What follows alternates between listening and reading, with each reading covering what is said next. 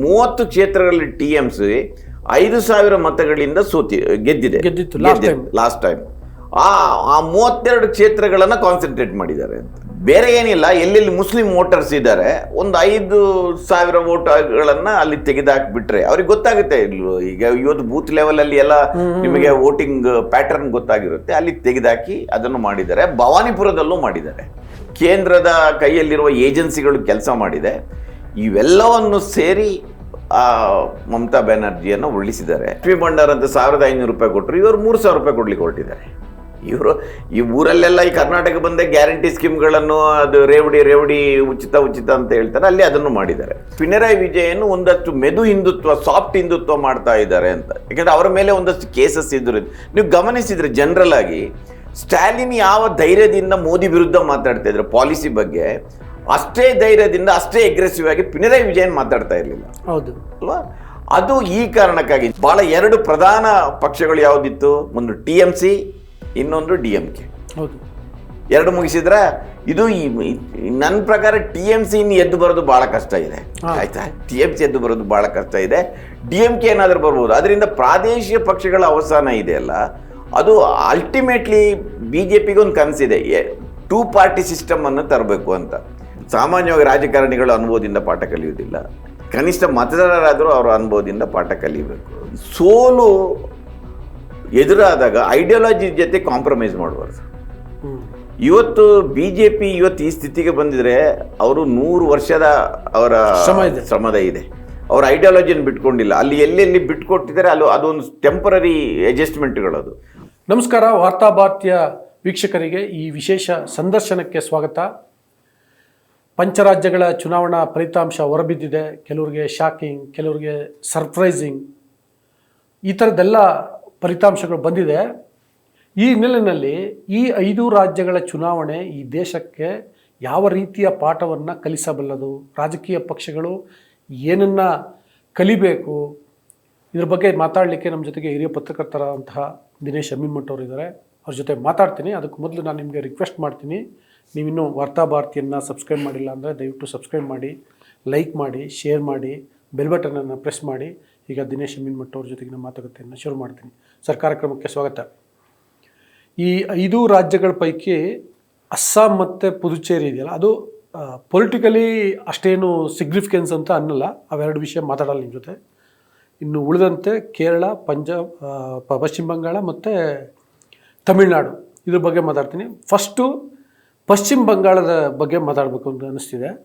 ಪಶ್ಚಿಮ ಬಂಗಾಳದಲ್ಲಿ ಅಂದರೆ ಬಹುಶಃ BJPಯವರು ಕೂಡ ಇಂಥದ್ದೊಂದು ರಿಸಲ್ಟನ್ನು ನಿರೀಕ್ಷೆ ಮಾಡಿರಲಿಲ್ಲ ಅಂತ ಅನಿಸುತ್ತೆ. 2/3 ಮೆಜಾರಿಟಿ ಗೆದ್ದಿದೆ.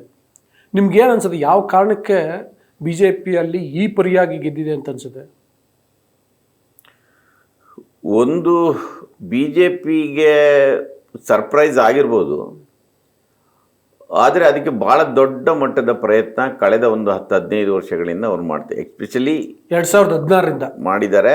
ನರೇಂದ್ರ ಮೋದಿ ಅಧಿಕಾರಕ್ಕೆ ಬಂದ ನಂತರ ಅವರಿಗೆ ಐಡಿಯಾಲಜಿಕಲ್ ಆದ ಒಂದು ರೈವಲ್ ಇರೋದು ಅಂದರೆ ಲೆಫ್ಟ್ ಪಾರ್ಟೀಸ್ ಅಂತ ಅವ್ರು ತಿಳ್ಕೊಂಡಿದ್ದಾರೆ. ಅವರು ಇವತ್ತಲ್ಲ, ಗೋಲ್ವಾಲ್ಕರ್ ಕಾಲದಿಂದಲೂ ಕಮ್ಯುನಿಸ್ಟರು ನಮ್ಮ ಮೊದಲ ಶತ್ರು, ಮೈನಾರಿಟೀಸ್ ಜೊತೆ ಕಮ್ಯುನಿಸ್ಟು ಕೂಡ ನಮ್ಮ ಶತ್ರು ಅಂತ ತಿಳ್ಕೊಂಡಿದ್ದಾರೆ. ಅದರಿಂದ ಅವರಿಗೆ ಕೇರಳ ಮತ್ತು ತಮಿಳುನಾಡು ಮತ್ತು ಆ ಕಾಲದಲ್ಲಿ ತ್ರಿಪುರ ಇತ್ತು, ಈ 3 ರಾಜ್ಯಗಳ ಮೇಲೆ ಅವರಿಗೆ ಕಣ್ಣಿತ್ತು. ತ್ರಿಪುರ, ಅದು ವೆಸ್ಟ್ ಬೆಂಗಾಲ್, ಅದೇ ಹೇಳಿ ವೆಸ್ಟ್ ಬೆಂಗಾಲ್, ತ್ರಿಪುರವನ್ನು ಮುಗಿಸಿದ್ದಾರೆ. ಕೇರಳದಲ್ಲಿ ಪ್ರಯತ್ನ ಮಾಡ್ತಾನೇ ಇದ್ದಾರೆ.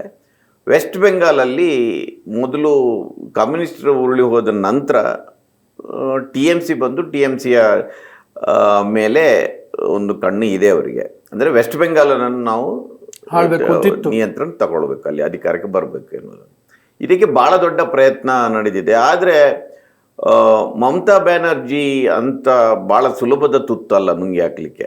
ಮಮತಾ ಬ್ಯಾನರ್ಜಿ ಅವಳು ಒಂದು ಬಾರ್ನ್ ಫೈಟರ್. ಅವಳು ಕಮ್ಯುನಿಸ್ಟರ ಜೊತೆನೂ ಗುದ್ದಾಡಿದಾಳೆ, ಆಮೇಲೆ ಕಾಂಗ್ರೆಸ್ನ ವಿರುದ್ಧ ಹೋದವಳು ಗುದ್ದಿದ್ದಾಳೆ.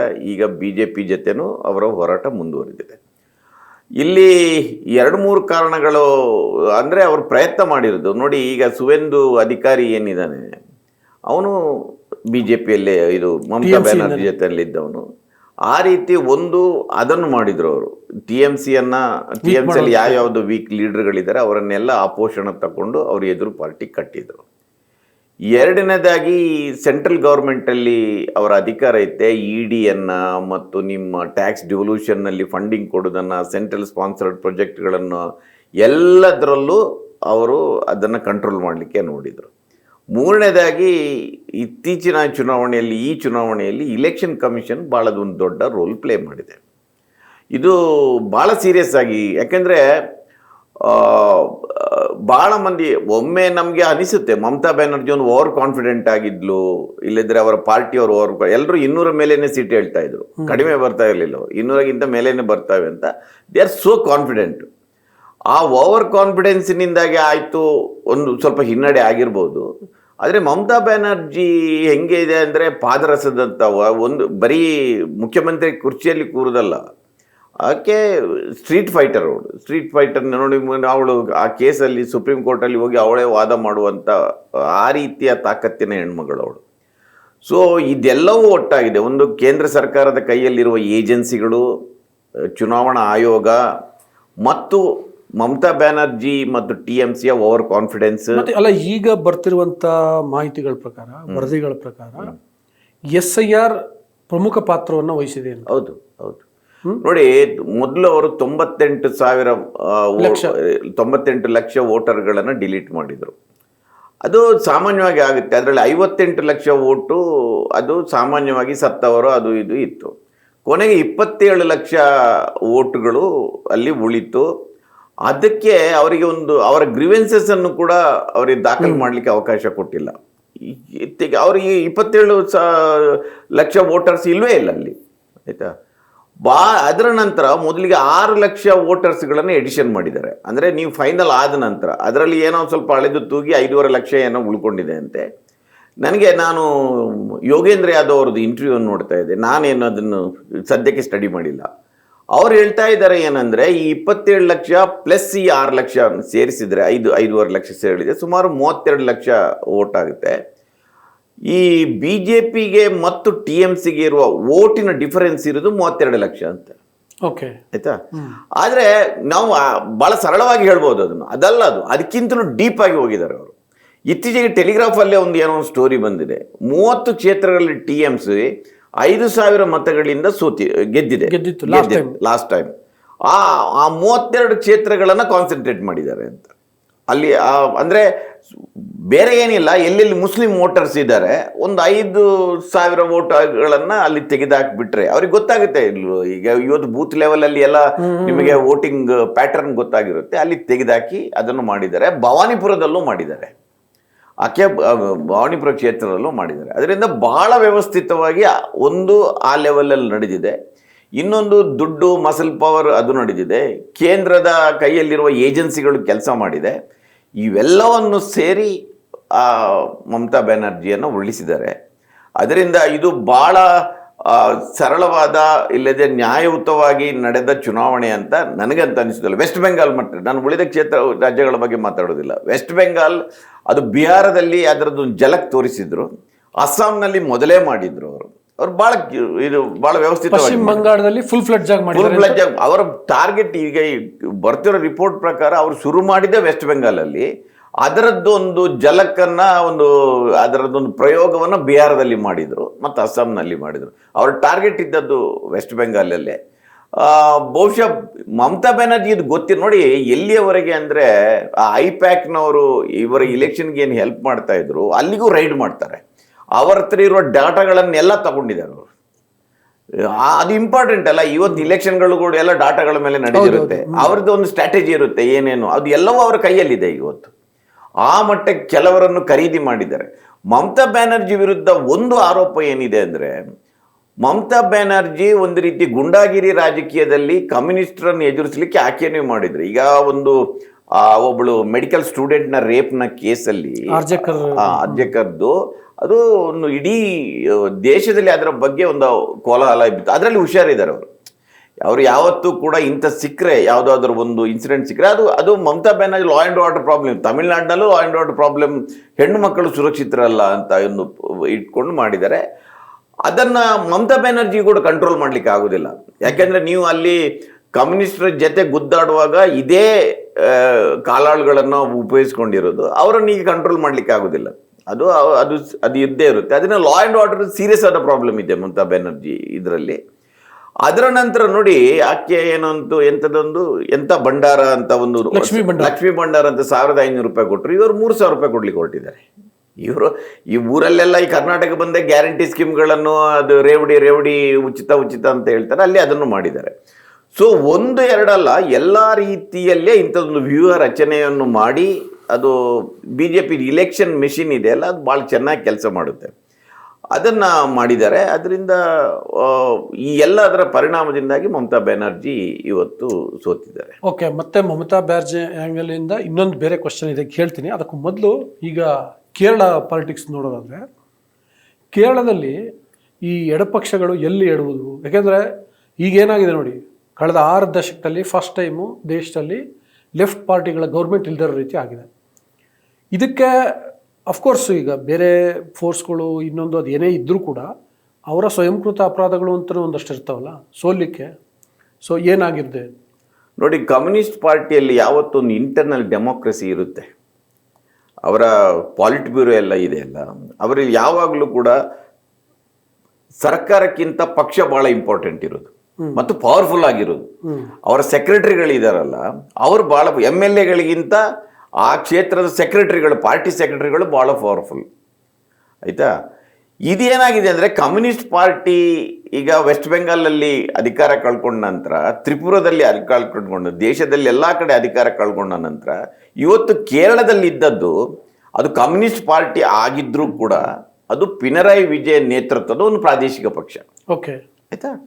ನೀವು ನೋಡಿ ಅಲ್ಲಿ ಅವರ ನಾನು ಹಿಂದೆ ಒಂದು ಔಟ್ಲುಕ್ಕಲ್ಲಿ ಒಂದು ರಿಪೋರ್ಟ್ ಬಂದಿತ್ತು. ಅವರ ಆ ಕಾಲದಲ್ಲಿ ಪಕ್ಷದ ಆಸ್ತಿ ಸುಮಾರು 5,000 ಕೋಟಿ ರೂಪಾಯಿ ಅಂತ, ಅಷ್ಟು ಎಲ್ಲ ಇದೆ ಅವರಿಗೆ, ಮಾಲ್ಗಳು ಅದು ಇದು.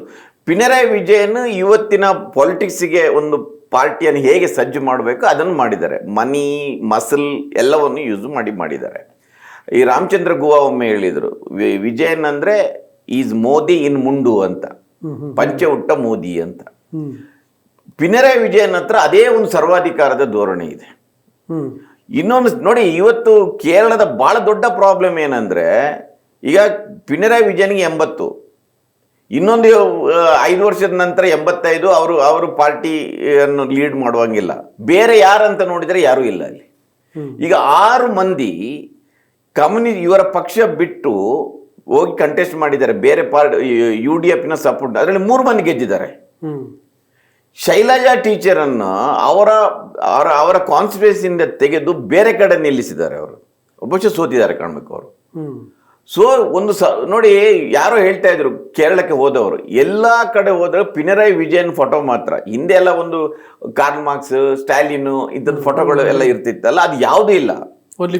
ಓನ್ಲಿ ಪಿನರಾಯಿ, ಬೇರೆ ಲೀಡರ್ಗಳಿಲ್ಲ. ನಮ್ಗೆ ಕೇಳಿದ್ರೆ ಪಿನರಾಯಿ ವಿಜಯನ್, ಶೈಲಜಾ ಟೀಚರ್ ಒಂದು ಹೆಸರು ಬರುತ್ತೆ, ನೆನಪು ಬರುತ್ತೆ. ಯಾಕೆಂದ್ರೆ ಕೊರೋನಾ ಟೈಮ್ನಲ್ಲಿ ಆಕೆ ಮಾಡಿದ ಸಾಧನೆಯಿಂದಾಗಿ. ಇನ್ನೊಂದು ಯಾರು ಲೀಡರ್ ಅಂತ ಕೇಳಿದರೆ ಯಾರೂ ಇಲ್ಲ.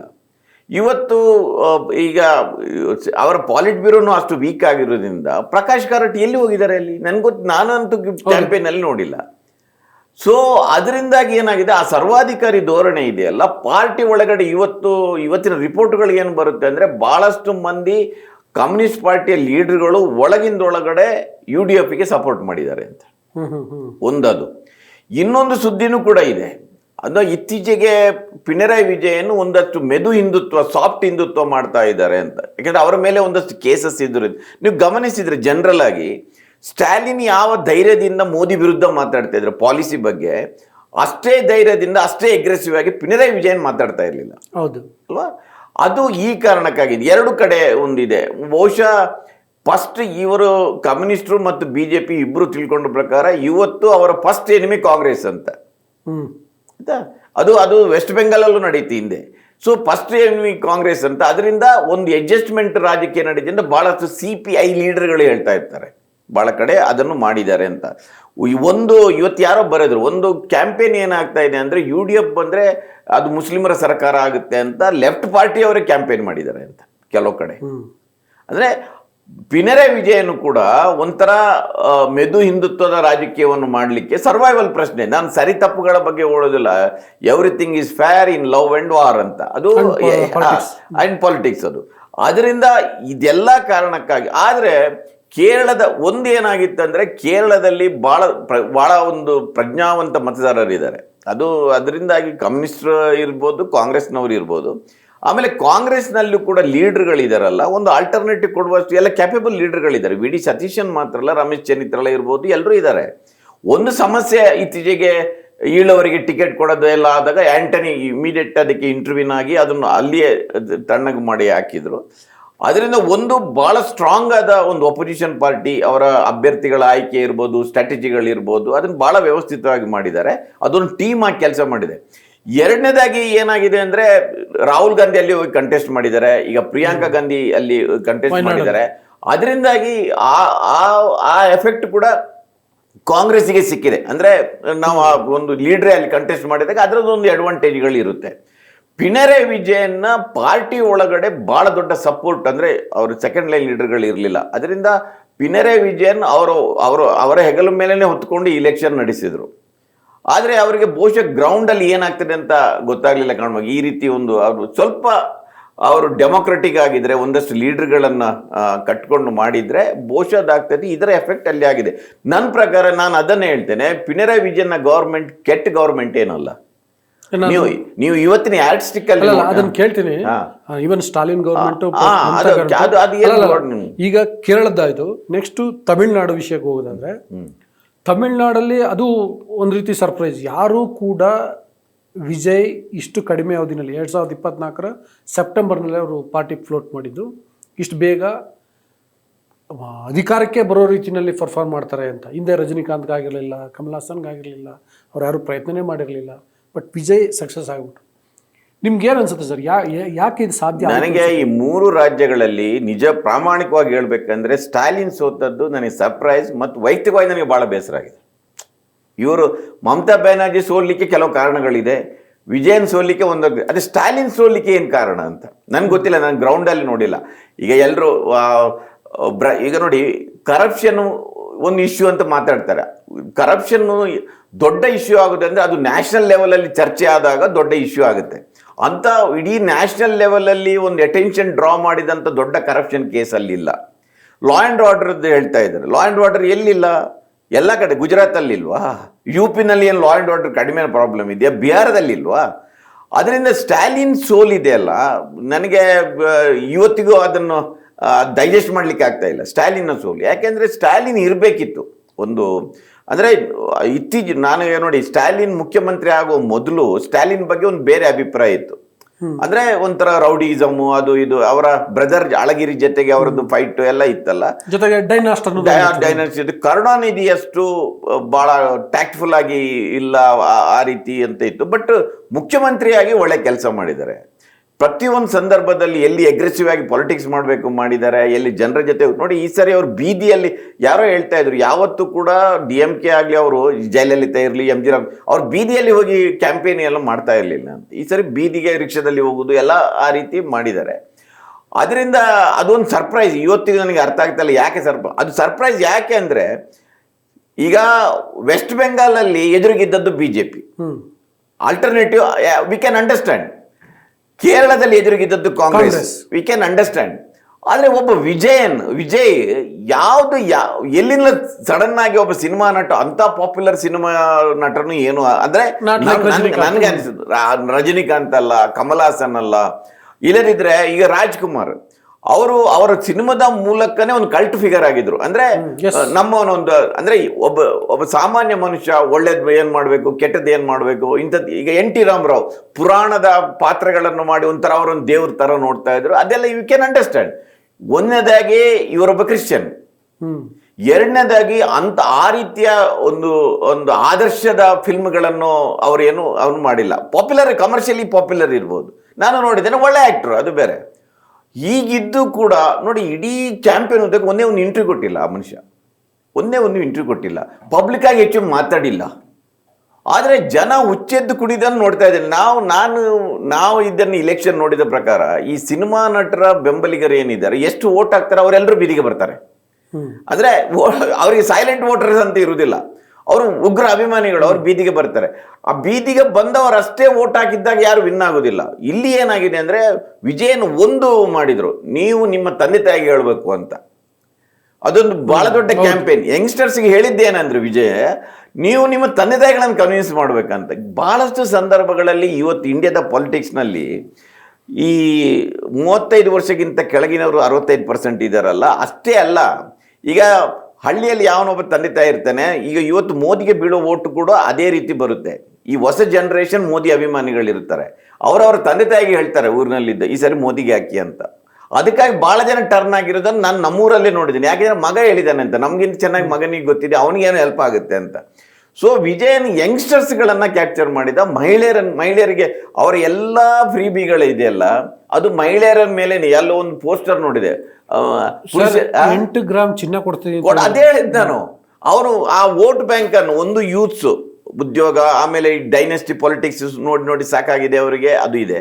ಇನ್ನೊಂದು ಮಹಿಳೆಯರನ್ನು ಕ್ಯಾಚ್ ಮಾಡಿದೆ. ಇದೊಂದು ದೊಡ್ಡ ವೋಟ್. ಈ ವೋಟ್ ಬ್ಯಾಂಕ್ಗೆ ಈ ಜಾತಿ ಧರ್ಮಗಳೆಲ್ಲ ಇರುವುದಿಲ್ಲ.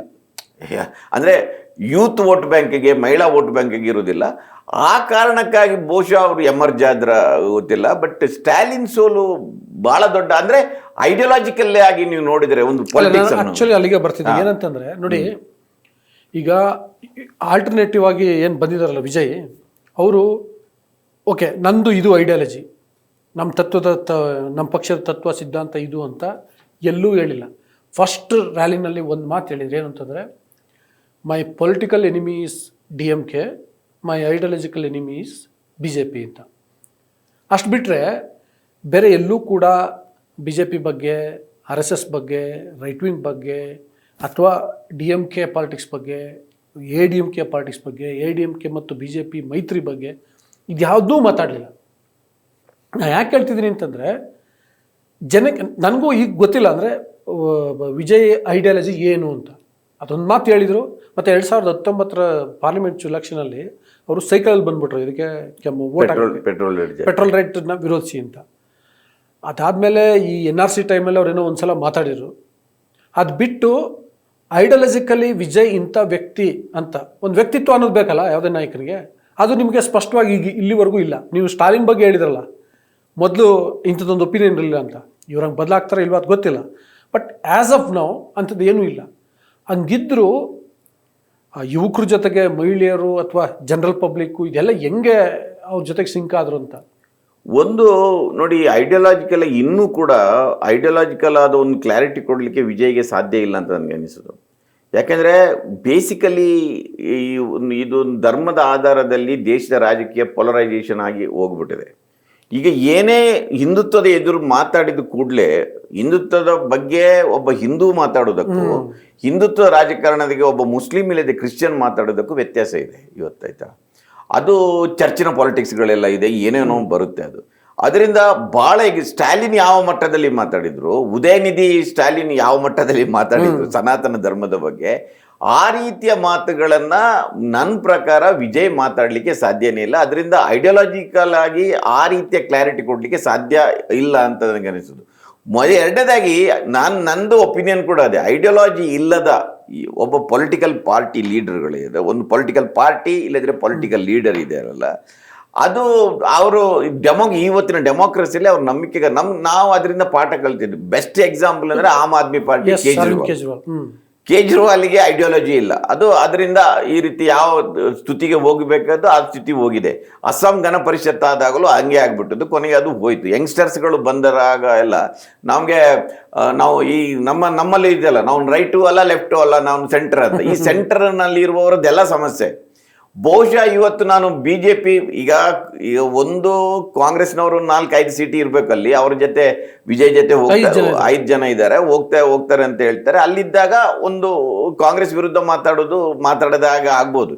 ಇಲ್ಲದಿದ್ರೆ ನಾನು ಕಾಂಗ್ರೆಸ್ ಮತ್ತು BJPಯಿಂದ ದೂರ ನಿಂತು ಏನೋ ಮಾಡ್ತೇನೆ ಅಂತ ಹೊರಟರು ಮಾಡಕ್ಕಾಗಲ್ಲ. ಬಿಕಾಸ್ ಈಗ ಅವರು ಅಲ್ಲಿ ಅದೇ ಹೇಳಿದ್ದು ವೈಲೇಷನ್ ಆದ್ರೆ ಆಗುತ್ತೆ. ಆಮೇಲೆ ನೋಡಿ, DMK ಇರಲಿ ADMK ಇರಲಿ, ತಮಿಳ್ನಾಡಿನ ಪಾಲಿಟಿಕ್ಸ್ ನಡೀತಾ ಇದ್ದದ್ದೇ ಐಡಿಯಾಲಜಿ ಮೇಲೆ. ಹೌದು ಆಯ್ತಾ.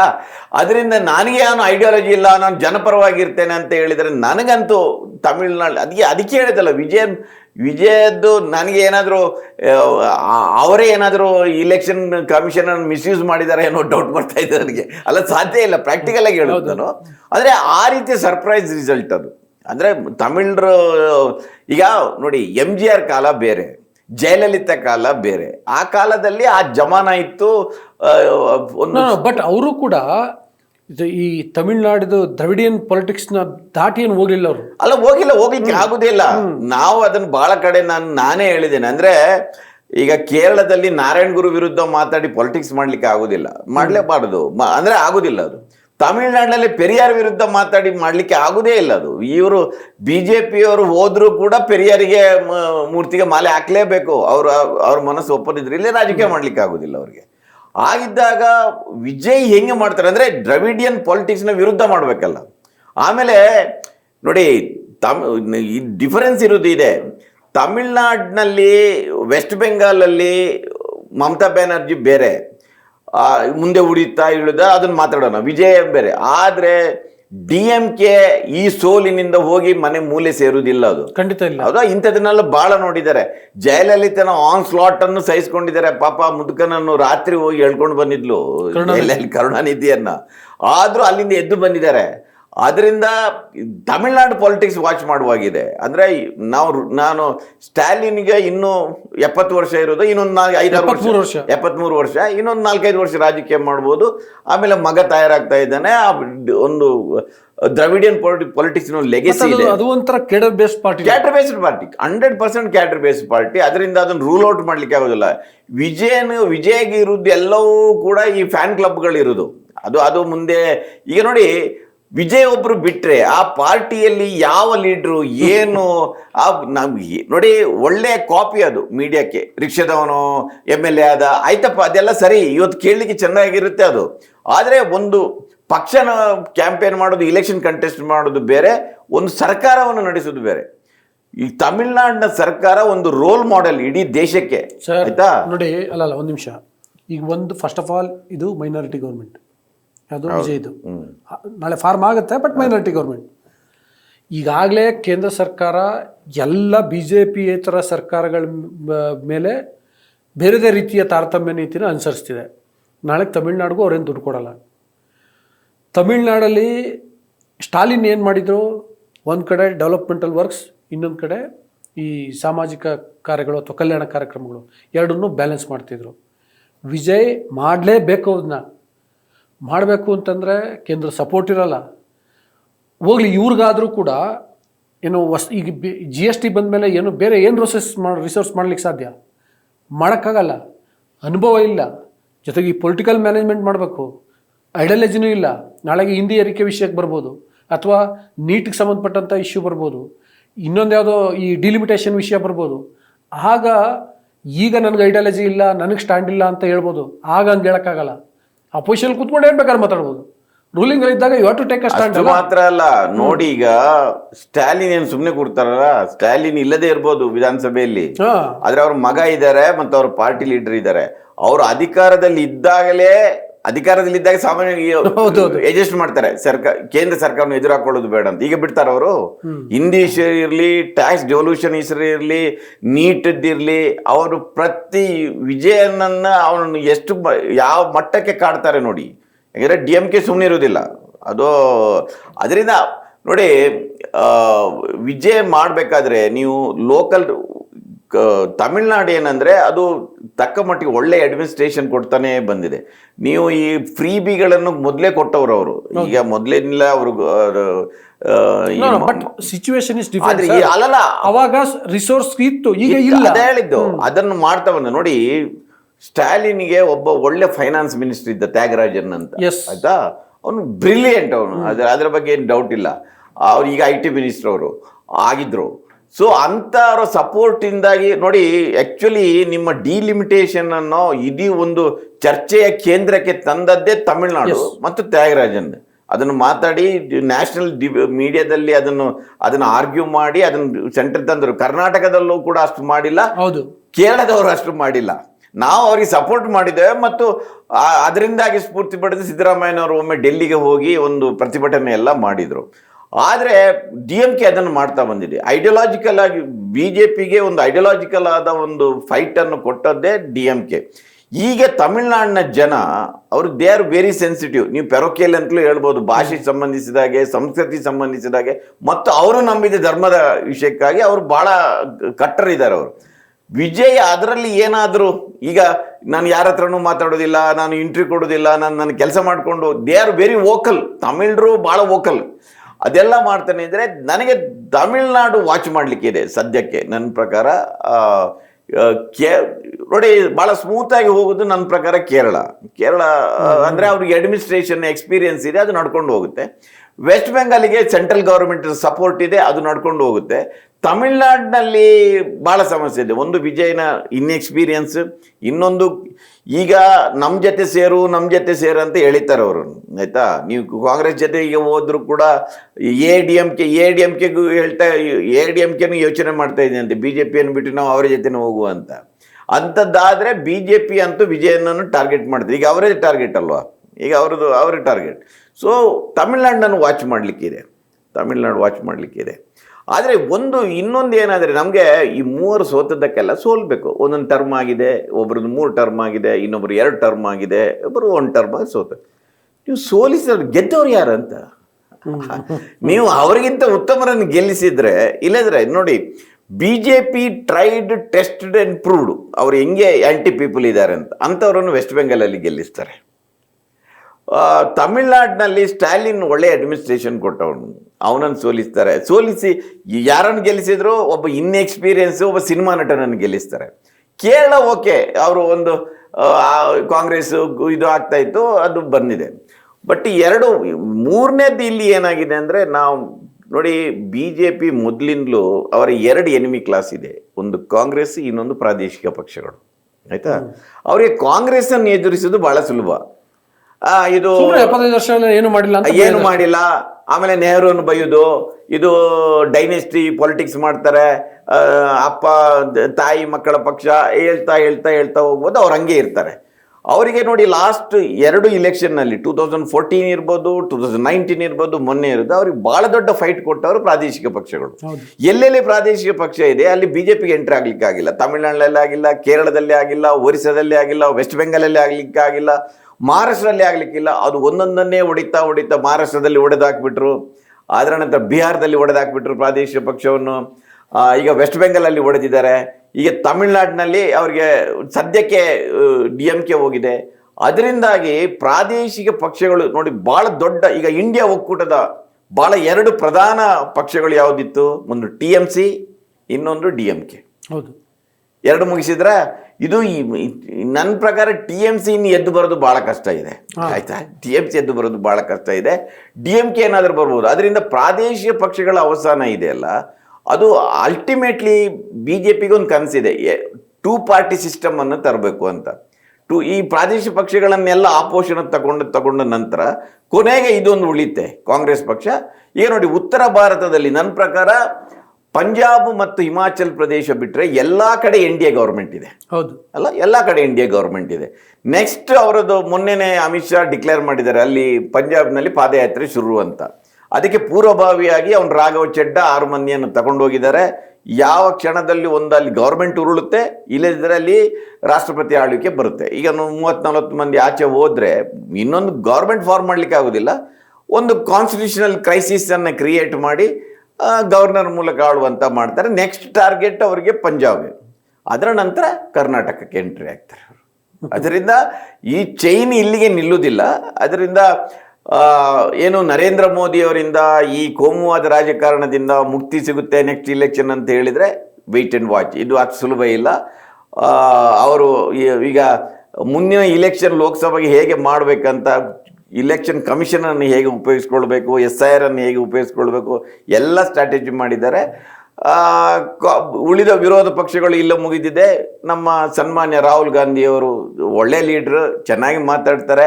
ಆದರೆ ಅವರ ಪಕ್ಷದ ಸ್ಥಿತಿಗಳನ್ನು ನೋಡಿದರೆ ಬಹುಶಃ ಮೋದಿ ಮತ್ತು ಶಾ ಅವರ ಬುಲ್ಡೋಸ್ ಎದುರು ನಿಲ್ಲುವಂಥ ತಾಕತ್ತಿದೆ ಅಂತ ನನಗೇನು ಅನಿಸೋದಿಲ್ಲ. ಅಲ್ಲ, 3 ಇತ್ತು, ಮತ್ತೊಂದು ಆಯ್ತಲ್ಲ ಕಾಂಗ್ರೆಸ್. ಯಾವುದು 3 ಇತ್ತು? ಅಲ್ಲ, 3 ಇತ್ತು. ಹಿಮಾಚಲ್ ಪ್ರದೇಶ ಇತ್ತು, ಕರ್ನಾಟಕ ಇತ್ತು, ಇದಿತ್ತು. ಕೇರಳ ಅವರು ಸ್ಲೋ. ಈ ಸರಿ 3 ಬಂದಿದ್ದಾರೆ ಅಲ್ಲಿ. ಕೇರಳ ಸ್ಲೋ, ಅದು ಸ್ಲೋಲಿ ಅದು ಬರುತ್ತೆ. ಈಗ ಅದು ಇಂಟ್ರೆಸ್ಟಿಂಗ್. ಅದು ಕಮ್ಯುನಿಸ್ಟ್ ಪಾರ್ಟಿ ಹೋದ ನಂತರ ಆ ವೋಟ್ ಎಲ್ಲಿ ಹೋಗುತ್ತೆ ಅಂತ. ವೆಸ್ಟ್ ಬೆಂಗಾಲ್ ಅಲ್ಲಿ ಏನಾಯ್ತು, ವೆಸ್ಟ್ ಬೆಂಗಾಲ್ ಅಲ್ಲಿ ಎಕ್ಸಾಕ್ಟ್ಲಿ ಅದು BJPಗೆ ಹೋಯ್ತು. ಈ ಸರಿ ಕೂಡ ಕೇರಳದಲ್ಲಿ ನೆಕ್ಸ್ಟ್ ಇಲೆಕ್ಷನ್ ನೋಡಿ ನೀವು, ಕಮ್ಯುನಿಸ್ಟ್ ಪಾರ್ಟಿಯ ಡೌನ್ಫಾಲ್ ಅಂದ್ರೆ ಬಿಜೆಪಿ ಎಮರ್ಜ್ ಆಗ್ತಾನಂತಲೇ ಲೆಕ್ಕ ಅದು. ಆ ಓಟು ಆ ಕಡೆನೇ ಹೋಗುತ್ತೆ. ಬಹಳ ಮುಖ್ಯವಾಗಿ ಕಮ್ಯುನಿಸ್ಟ್ ಪಾರ್ಟಿಯಲ್ಲಿ ದೊಡ್ಡ ವೋಟರ್ಸ್ಗಳು ಈಳವರು, ಅದು ಅಲ್ಲಿ ಈಳವರ ಓಟುಗಳು. ಅವರು ಆ ಟ್ರೆಡಿಷನಲಿ ಈಗ ಈಳವರನ್ನು ಎಳಿಲಿಕ್ಕೆ ಏನೆಲ್ಲ ಪ್ರಯತ್ನ ಮಾಡಬೇಕು ಅದನ್ನೆಲ್ಲ ಮಾಡಿದರೆ ಅವರು. ಈಗ ನೋಡಿ, ಈಗ ಈಗ ಇಷ್ಟೆಲ್ಲ ಈಳವರ ಪಾಪ್ಯುಲೇಷನ್ ಇದ್ರು, ಒಂದು 25% ಇದ್ರೂ ಕೂಡ ಅಲ್ಲಿ ನಾಯರ್ಗಳೇ ಮುಖ್ಯಮಂತ್ರಿ ಆಗ್ತಾರೆ. ವಿ ಡಿ ಸತೀಶನ್ ಆಗ್ತಾನೆ, ಇಲ್ಲಿ ರಮೇಶ್ ಚೆನ್ನಿತ್ತಲ ಆಗ್ತಾರೆ, ಇಲ್ಲದ್ರೆ ವೇಣುಗೋಪಾಲ್ ಆಗ್ತಾರೆ. ಎಲ್ಲರೂ ನಾಯರ್ ಕಮ್ಯುನಿಟಿಯವರು. ಅದನ್ನೇ ಉಪಯೋಗಿಸ್ಕೊಂಡು ನಾಳೆ ಈಗ ವೇಳುಪಳ್ಳಿ ನಟೇಶನ್ ಇವರನ್ನೆಲ್ಲ ಕಟ್ಕೊಂಡು ಏನು ಮಾಡ್ತಾರೆ, ಅವರ ಮಗನನ್ನು ಅವರು ತಗೊಂಡು ಬಂದಿದ್ದಾರೆ ಬಿಜೆಪಿಯವರು. ಅಂಥದ್ದೇನಾದರೂ ಸ್ಟಾರ್ಟ್ ಮಾಡಿದರೆ, ಒಬ್ಬ ಈಳವನನ್ನು ಎದ್ದು ನಿಲ್ಲಿಸಿದರೆ ಬಹುಶಃ ಕಮ್ಯುನಿಸ್ಟ್ನ ಒಂದು ವೋಟ್ ಬ್ಯಾಂಕ್ ಏನಿತ್ತು ಅದು ನಿಧಾನವಾಗಿ ಬಿಜೆಪಿ ಕಡೆ ಹೋಗುತ್ತೆ. ನೆಕ್ಸ್ಟ್ 5 ವರ್ಷದ ನಂತರ ಜಸ್ಟ್ ವಾಚ್ ನೋಡಿ, ಬೇಕಿದ್ರೆ ಅಲ್ಲಿ ಮತ್ತೆ ಎಮರ್ಜ್ ಆಗಲಿಕ್ಕೆ ಬರುತ್ತೆ. ಅದು ಅಲ್ಲಿ 5,000 ಶಾಖೆಗಳಿದೆ ಅಂತೆ ಕೇರಳದಲ್ಲಿ. ಇಡೀ ದೇಶದ ಯಾವ ರಾಜ್ಯದಲ್ಲೂ ಅಷ್ಟೊಂದು RSS ಶಾಖೆಗಳಿಲ್ಲಂತೆ, ಅಲ್ಲಿ ಇದೆ. ಹೌದು, ಎಲ್ಲಿ ಕಷ್ಟ ಅಂತಿರುತ್ತೆ ಅಲ್ಲೇ ಜಾಸ್ತಿ ಎಫರ್ಟ್ ಆಗ್ತದೆ ಮಾಡಿದ್ದಾರೆ. ಇವರಿಗೆ ರಿಸೋರ್ಸಸ್ಗಳನ್ನೆಲ್ಲ ಪೊಲರೈಸೇಷನ್ ಮಾಡಿದ್ದಾರೆ. ಈಗ ಕೇರಳದಲ್ಲಿ ಕಮ್ಯುನಿಸ್ಟರು ಅವರು ಎಲ್ಲದಕ್ಕೂ ರೆಡಿ ಇರ್ತಾರೆ, ವಯಲೆನ್ಸ್ಗೆ ವಯಲೆನ್ಸ್ ಎಲ್ಲದಕ್ಕೂ ರೆಡಿ ಇರ್ತಾರೆ. ಅದರಿಂದ ಅವ್ರಿಗೆ ಸ್ವಲ್ಪ ಕಷ್ಟ ಆಗ್ತಾ ಇತ್ತು. ಕಮ್ಯುನಿಸ್ಟ್ ಡೌನ್ಫಾಲ್ ಅಂದರೆ ಬಿಜೆಪಿ ಎಮರ್ಜ್ ಆಗ್ತಾರೆ. ಅದರಿಂದ ಕೇರಳದಲ್ಲೂ ಹಂಗಾಗುತ್ತೆ. ಅಲ್ಲ, ಈ ದೃಷ್ಟಿಯಲ್ಲಿ 2029 ಲೋಕಸಭೆ ಚುನಾವಣೆ ಇಂಟ್ರೆಸ್ಟಿಂಗ್. ಅದಾದ್ಮೇಲೆ 2031 ಅಸೆಂಬ್ಲಿ ಎಲೆಕ್ಷನ್ ಬರುತ್ತಲ್ಲ ಕೇರಳದಲ್ಲಿ, ಆಗ ಅಲ್ಲಿ ಲೆಫ್ಟ್ ಪಾರ್ಟಿ LDF ಅಲ್ಲೇನಾದರೂ ಗೆಲ್ಲಿಲ್ಲ, ಅಸ್ತಿತ್ವ ಉಳಿಸ್ಕೊಳ್ಳಿಲ್ಲ ಅಂದರೆ ಆಲ್ಮೋಸ್ಟ್ ಇಡೀ ದೇಶದ ರಾಜಕೀಯ ಚರಿತ್ರೆಯಿಂದ ಹೋಯ್ತು. ಈಗ ನನ್ನ ಪ್ರಕಾರ ಕೇರಳದಲ್ಲಿ ಇವತ್ತಿನ ನೀವು ನೆಕ್ಸ್ಟ್ ಅಸೆಂಬ್ಲಿಗೆ ಅಲ್ಲೇ ಕಮ್ಯುನಿಸ್ಟು ರಿವೈವ್ ಆಗ್ತದೆ ನನಗೇನು ಅನಿಸೋದಿಲ್ಲ. ಯಾಕಂದರೆ ವಿಜಯನಿಗೆ ಏನಾದರೂ ಒಂದು 10 ವರ್ಷ ಕಡಿಮೆ ವಯಸ್ಸಿದ್ರೆ ವಿಜಯನ್ ಅಂತ ಕೆಪೇಬಲ್ ಇದ್ದ ಲೀಡರ್, ಅದು ಅದ್ರ ನೋ ಡೌಟು. ವಿಜಯನ ಲೀಡರ್ಶಿಪ್ನ ಬಗ್ಗೆ ಇದೇನಿಲ್ಲ.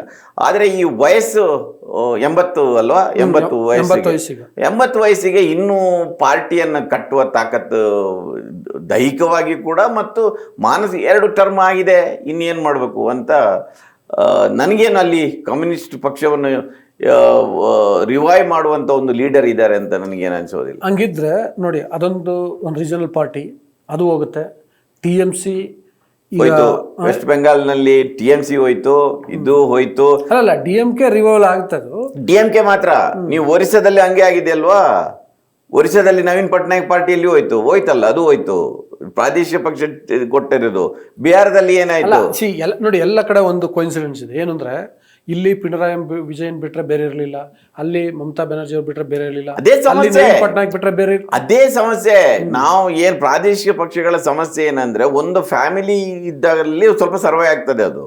ಇಲ್ಲೇ ಈಗ ಮಮತಾ ಬ್ಯಾನರ್ಜಿ ಅವರ ಅಳಿಯನ ಯಾರೋ ಹೋಯ್ತು, ಅಭಿಷೇಕ್ ಬ್ಯಾನರ್ಜಿ ಅಂತ, ಅವರನ್ನೇ ಬೆಳೆಸಿದ್ದಾರೆ ವಿನ ಬೇರೆ ಯಾರು ಲೀಡರ್ಗಳನ್ನು ಬೆಳೆಸಿಲ್ಲ.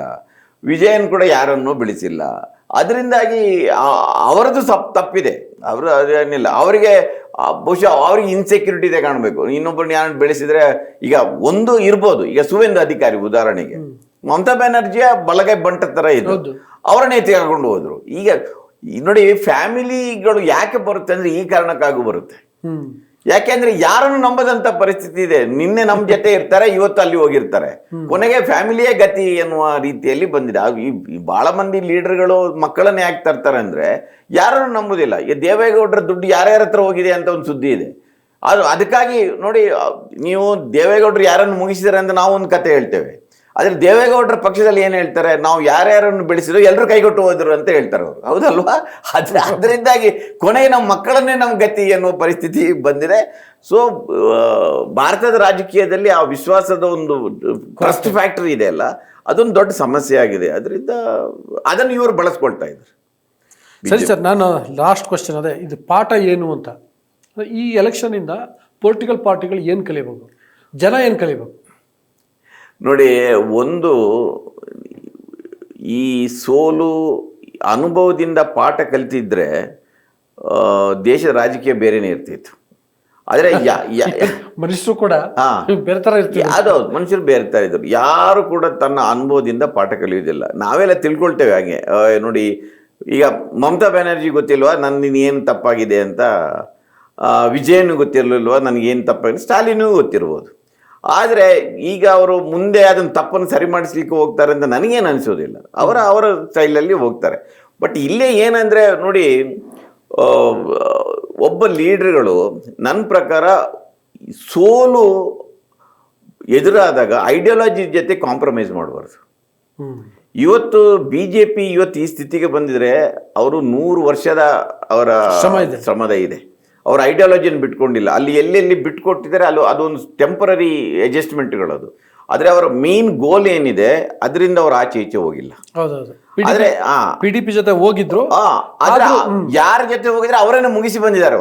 ಅವರನ್ನೇ ನುಂಗಿ ಬಂದಿದ್ದಾರೆ ವಿನ ಇವರು ಹೋಗಿ ಅವರಿಗೆ ಬಲಿಯಾಗಿಲ್ಲ. ಎಲ್ಲಾ ಪಾರ್ಟಿಗಳನ್ನು ಎಕ್ಸೆಪ್ಟ್ ಲಾಲು ಯಾದವ್ ಒಬ್ರು ಬಿಟ್ರೆ ಎಲ್ಲಾ ಪಾರ್ಟಿ ಜೊತೆ ಹೋಗಿದ್ದವ್ರನ್ನು ಮುಗಿಸಿದ್ದೆ. ಈಗ ದೇವೇಗೌಡರ ಜೊತೆ ಸೇರಿದ್ದು ದೇವೇಗೌಡರ ಪಕ್ಷವನ್ನು ಉದ್ಧಾರ ಮಾಡ್ಲಿಕ್ಕೆ ಅಲ್ಲಲ್ಲ, ದೇವೇಗೌಡರ ಪಕ್ಷವನ್ನು ಆಪೋಷಣ ಮಾಡ್ಲಿಕ್ಕೆ ಇವತ್ತಲ್ಲ ನಾಳೆ, ಆಯ್ತಾ, ಹಾಗೆ ಹೋಗಿದ್ದಾರೆ. DMKನು ಕೂಡ ಒಂದು ಕಾಲದಲ್ಲಿ BJP ಜೊತೆ ಇದ್ದು ಅದರ ಹೊರಗಡೆ ಬಂದು, ಯಾಕಂದ್ರೆ ಐಡಿಯಾಲಜಿಕಲ್ ಗಟ್ಟಿಯಾಗಿರೋದ್ರಿಂದ ಅದು ಹೊರಗಡೆ ಬಂದು ಸರ್ವೈವ್ ಆಗಿದೆ. ಮಮತಾ ಬ್ಯಾನರ್ಜಿನೂ ಒಳಗಡೆ ಇದ್ದೇ ಹೊರಗೆ ಬಂದೋಳು, ಇವತ್ತು ಹೋದ್ರು. ಅದರಿಂದ ಹೇಳ್ತಾ ಇರೋದು, ಒಂದು ಈ ಡೆಮೋಕ್ರಸಿಯಲ್ಲಿ ಒಂದು ಐಡಿಯಾಲಜಿಕಲ್ ಆದ ಒಂದು ಕಮಿಟ್ಮೆಂಟ್ ಇದೆ, ಅದರಲ್ಲಿ ರಾಜ್ ಮಾಡಿ. ಇವತ್ತು ಏನಾಗಿದೆ, ನಾವು ಹಂಗ್ ನೋಡಿದ್ರೆ ಆತರ ಇರುವಂತ ಏಕೈಕ ನಾಯಕ ಇಡೀ ದೇಶದಲ್ಲಿ ರಾಹುಲ್ ಗಾಂಧಿ. No doubt. ಆದ್ರೆ ಅವರಿಗಿದ್ದ ಐಡಿಯಾಲಜಿಯನ್ನು ಕೆಳಗಡೆ ಪರ್ಕ್ಯುಲೇಟ್ ಆಗ್ಬೇಕಲ್ಲ, ಎಲ್ಲ ಲೀಡರ್ಗಳಲ್ಲಿ ಬರ್ಬೇಕಲ್ಲ.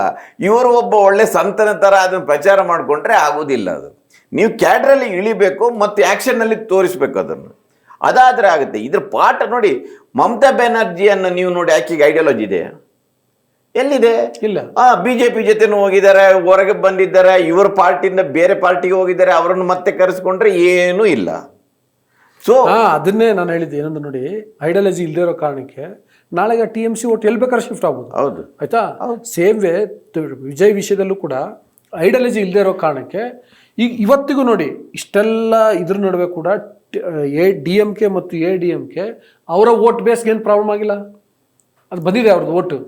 ಏನು ಎಕ್ಸ್ಟ್ರಾ ಬರಬೇಕಾಗಿತ್ತಲ್ಲ, ಜನರಲ್ DMK ಹೋಗಿದೆ, ಸ್ವಲ್ಪ DMK ಹೋಗಿದೆ ಸರ್. ಅದೇ ಅಂದರೆ ಐ ಥಿಂಕ್ ಅಟ್ಲೀಸ್ಟ್ ಆದರೂ ಅಷ್ಟಾದರೂ ಉಳಿದಿದೆ. ಅದು ಇವನ್ ADMKದು ಎಕ್ಸ್ಟ್ರಾ ಬರಬೇಕಾಗಿದೆ, ಬಂದಿಲ್ಲ. ಮಿನಿಮಮ್ ಬೇಸ್ ಓಟು ಉಳ್ಕೊಂಡಿದೆ. ಆ ಥರ ವಿಜಯ್ಗೆ ಮುಂದಿನ ದಿನಗಳಲ್ಲಿ ಬಹುಶಃ ಇರ್ಲಿಕ್ಕಿಲ್ಲ. ನಾವು ಐಡಿಯಾಲಜಿ ಇಲ್ಲದೆ ಇದ್ರೆ ಈ ಥರ ಪ್ರಾಬ್ಲಮ್ ಅದೇ ಸಮಸ್ಯೆ ಆಗಿದೆ ನೋಡಿ. ವೆಸ್ಟ್ ಬೆಂಗಾಲಲ್ಲಿ ಲಾ ಆ್ಯಂಡ್ ಆರ್ಡರ್ ಪ್ರಾಬ್ಲಮ್ ಇತ್ತು, ಎಂಪ್ಲಾಯ್ಮೆಂಟ್ ಇದು ಪ್ರಾಬ್ಲಮ್ ಇತ್ತು. ಅದನ್ನು ಆಕೆ ಸಾಲ್ವ್ ಮಾಡಲಿಕ್ಕೆ ಆಕೆ ಒಂದು ಏನಾಗುತ್ತೆ, BJP ಏನು ಮಾಡುತ್ತೆ ಅಂದರೆ, ಇವರನ್ನು ಈಗ ಸಿದ್ದರಾಮಯ್ಯನವ್ರು ಇಲ್ಲೇ ತಿರುಳಿ ಅವ್ರಿಗೆ ಈಗ ಗ್ಯಾರಂಟಿ ಸ್ಕೀಮಿನಲ್ಲಿ ದುಡ್ಡು ಕಾಸು ಹಂಚಿಕೊಳ್ಳೋದು ಹೇಗೆ, ಇದರಲ್ಲಿ ಒಳಗಡೆ ಅವ್ರನ್ನ ಮುಳುಗಿಸಿ ಟ್ರ್ಯಾಪ್ ಆಗಿಬಿಟ್ರೆ ಅವರಿಗೆ ಆಚೆ ನೋಡಿ ಅವರ ಪಕ್ಷ ಕಟ್ಟೋದಾಗಲಿ ಅಡ್ಮಿಷನ್ ಕೊಡೋದಾಗಲಿ ಇದೇ ಸಮಸ್ಯೆ ಆಗುತ್ತೆ. ಅದು ವೆಸ್ಟ್ ಬೆಂಗಾಲಲ್ಲಿ ಕೂಡ 24 ಗಂಟೆ ಆಕೆಯನ್ನು ಎಂಗೇಜ್ ಆಗಿಟ್ರು, ಫೈಟಿಂಗ್, ಬರೀ ಹೋರಾಟ. ಅವ್ರು ಏನು ಮಾಡ್ತಾರೆ, ಇವ್ರು ಕೋರ್ಟಿಗೆ ಹೋಗೋದು, ಬೀದಿಯಲ್ಲಿ ಜಗಳ ಮಾಡೋದು, ಇದೇ ಅಡ್ಮಿನಿಸ್ಟ್ರೇಷನ್ ಎಲ್ಲಿ ಟೈಮ್ ಸಿಗುತ್ತೆ. ಸ್ಟಾಲಿನ್ ಅದೇ ಸಮಸ್ಯೆ. ವಿಜಯ್ ನೋಡಿ, ಇವರೆಲ್ಲ ನೋಡಿ, ಎಲ್ಲರೂ ಸೆಂಟ್ರಲ್ ಏಜೆನ್ಸಿಗಳನ್ನು ಬಿಡ್ತಾರೆ. ಮುಂದಿನ ದಿನಗಳಲ್ಲಿ ಪ್ರಶ್ನೆ ಏನಂದ್ರೆ, ಜನರಿಗೆ ಇದು ಯಾಕೆ ಅರ್ಥ ಆಗ್ತಾ ಇಲ್ಲ ಅಂತ. ಈಗ ಪೊಲಿಟಿಷಿಯನ್ಸ್ ಒಂದು ಲೆವೆಲ್ಗೆ ರಾಜ ಆಗ್ತಾರೆ, ಅವ್ರದ್ದು ಅವಸ್ಥೆ ಇದೆಲ್ಲ ಗೊತ್ತು. ಇದೇನು ಭಾಳ ಸೀಕ್ರೆಟ್ ಆಗಿ ನಡೆಯುವಂಥದ್ದಲ್ಲ, ಓಪನ್ ಆಗಿ ನಡೀತಾ ಇರುತ್ತೆ. ಎಲ್ರಿಗೂ ಬೀದಿಯಲ್ಲಿ ಮಾತಾಡ್ತಾರೆ. ಹೇಗೆ ಸೆಂಟ್ರಲ್ ಗೌರ್ಮೆಂಟ್ EDಯನ್ನು, CBIಯನ್ನು, IT ಡಿಪಾರ್ಟ್ಮೆಂಟ್ಗಳನ್ನು ಹೇಗೆ ಬಳಸಿ ವಿರೋಧ ಪಕ್ಷಗಳನ್ನು ಹಣಿತಾ ಇದ್ದಾರೆ ಅಂತ ಎಲ್ರಿಗೂ ಗೊತ್ತಿರುತ್ತೆ. ಮತ್ತು ಇಲ್ಲಿಂದಲೇ ಕರಪ್ಟ್ ಆಗಿದ್ರನ್ನು ವಾಷಿಂಗ್ ಮಿಷಿನ್ಗೆ ಹಾಕಿ ಮತ್ತೆ ಅವರು ಸಿಗಿಸ್ಕೊಂಡಿದ್ದು ಎಲ್ಲ ಗೊತ್ತಿದ್ದು ಯಾಕೆ ಜನರ ಬಗ್ಗೆ ಕೇಳಿದ್ರಲ್ಲ, ನೀವೇ ಫೇಸ್ಬುಕ್ ಅಲ್ಲಿ ಬರ್ದಿದ್ದೀರಿ, people get the government they deserves ಅಂತ. ಜನರು ಅವರಿಗೆ ಅರ್ಹತೆಗೆ ತಕ್ಕಂತ ಸರ್ಕಾರವನ್ನು ಪಡಿತಾರೆ. ಅದರಿಂದ ಯಾರನ್ನು ದೂರಿ ಪ್ರಯೋಜನ ಇಲ್ಲ. ಈಗ ವೆಸ್ಟ್ ಬೆಂಗಾಲಲ್ಲಿ ಅವರೇ ಆಯ್ಕೆ ಮಾಡಿರೋದಲ್ಲ, ಇರ್ಬೋದು, ಅದನ್ನು ಅಷ್ಟು ಸರಳೀಕೃತವಾಗಿ ನೋಡ್ಲಿಕ್ಕೆ ಆಗೋದಿಲ್ಲ. ಅದರಲ್ಲಿ ಬೇರೆ ಬೇರೆ ಕೆಲಸ ಮಾಡುತ್ತೆ. ತಮಿಳ್ನಾಡು ಬಗ್ಗೆ ಅಂತೂ ನಾನು ಅದನ್ನು ಹೇಳ್ತೇನೆ. ಇವರು ಏನಾದರೂ ವಿಜಯ್ ಮುಂದಿನ ಸರ್ಕಾರ ಏನೋ ಕೊಟ್ಟರೆ ಅವರೇ ಅಲ್ಲಿ ಮತದಾರರೇ ಹೊಣೆಗಾರರು. ಹಾಗೆ ನೋಡಿದರೆ ಕಾಂಗ್ರೆಸ್ನ ಪರ ಅಂತ ಅಲ್ಲ, ಅದು ಕೇರಳದಲ್ಲಿ ಅದು ಸಾಮಾನ್ಯವಾಗಿ ಅದೇ ರೀತಿ ಆಗ್ತಾ ಇತ್ತು. ಒಮ್ಮೆ ಅವರು ಒಮ್ಮೆ ಇವರು ಬರ್ತಾ ಇದ್ರು. ವಿಜಯನ್ ಲಾಸ್ಟ್ ಟೈಮ್ನಲ್ಲಿ ಏನೋ ಬಂದರು. ಕೇರಳದಲ್ಲಿ ಜನ ಮತದಾರರು, ವೆಸ್ಟ್ ಬೆಂಗಾಲ್ ಮತ್ತು ತಮಿಳ್ನಾಡಿನಲ್ಲಿ ನೋಡಿ, ಅದನ್ನು ಮತ್ತೆ ಪ್ರಾರಂಭದಲ್ಲೇ ಇದ್ದಾಗೆ ಬರ್ತೇನೆ ನಾನು. ವೆಸ್ಟ್ ಬೆಂಗಾಲಲ್ಲಿ ನಮಗೆ ಕಾರಣಗಳು ಗೊತ್ತಿರುತ್ತೆ, ಸ್ವಲ್ಪ ಗೊತ್ತಾಗುತ್ತೆ. SIR ಏನಾಗಿದೆ, ಸೆಂಟ್ರಲ್ ಗೌರ್ಮೆಂಟ್ ಏಜೆನ್ಸಿ ರೋಲು ಎಲ್ಲ ಸರಿ ಇದೆ. ಅದು ಅಂದರೆ ಆ ಕಾರಣಕ್ಕಾಗಿ ಅಲ್ಲಿ ಸೋತಿದ್ದಾರೆ ಅಂತ. ಬಟ್ ತಮಿಳ್ನಾಡು ಮಾತ್ರ ಜನ ಅಲ್ಲಿ ಏನಾದರೂ ಅವರ ತಲೆ ಮೇಲೆ ಅವರೇ ಕಲ್ಲಾಕೊಂಡಾಗೆ. ಸ್ಟಾಲಿನ್ DMKಯನ್ನು ಸೋಲಿಸಿದ್ದ ಪರಿಣಾಮವನ್ನು ತಮಿಳ್ನಾಡಿನವರು ಎದುರಿಸಲಿಕ್ಕಿದ್ದಾರೆ ನನ್ನ ಪ್ರಕಾರ.